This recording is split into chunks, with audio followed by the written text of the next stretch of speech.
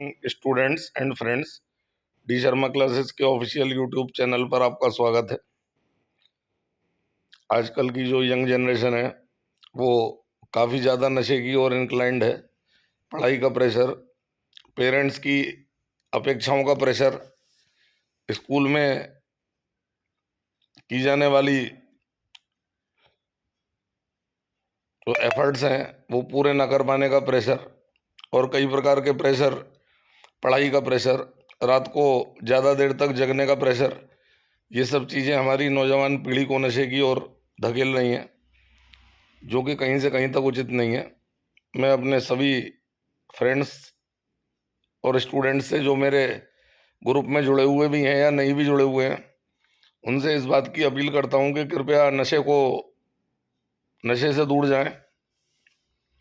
शराब, गुटखा, मीठी सुपारी से, बियर से नशे की शुरुआत होती है, जो कि बाद में चरस, गांजा, अफीम, भांग और भी आगे स्मैक, हीरोइन, कोकेन तक जाकर के भी समाप्त नहीं होती। और थोड़ी मात्रा में नशा लेने पर हमारा शरीर उतने नशे की मात्रा में एडजस्ट हो जाता है, फिर हमें और नशा प्राप्त करने के लिए नशीले पदार्थ की और ज़्यादा मात्रा की आवश्यकता होती है, जो कि धीरे धीरे बढ़ती चली जाती है, और अंततः हमारा शरीर नशे पर डिपेंड हो जाता है पूरी तरह, और नशे के बिना हम रह नहीं पाते। हमें सुबह उठते ही नशा चाहिए होता है, दोपहर में भी नशा चाहिए होता है, और रात को हमें नींद नहीं आती है तो सोने के लिए भी हमें नशा चाहिए होता है। और बाद में मल्टीपल नारकोटिक के चपेट में युवा आता है, एक से अधिक प्रकार के नशे करने लगता है, जो कि बहुत ज़्यादा खतरनाक स्थिति है।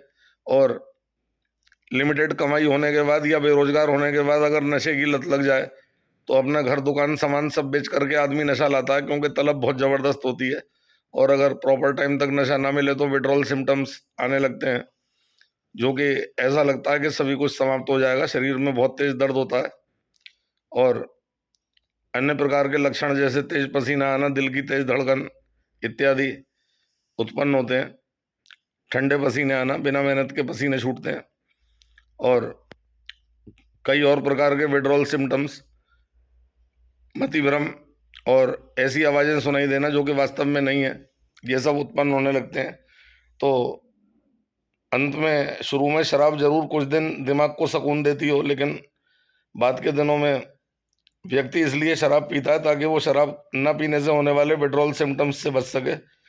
जैसे ही विड्रॉल सिम्टम्स आते हैं तो वो दोबारा शराब ले लेता है।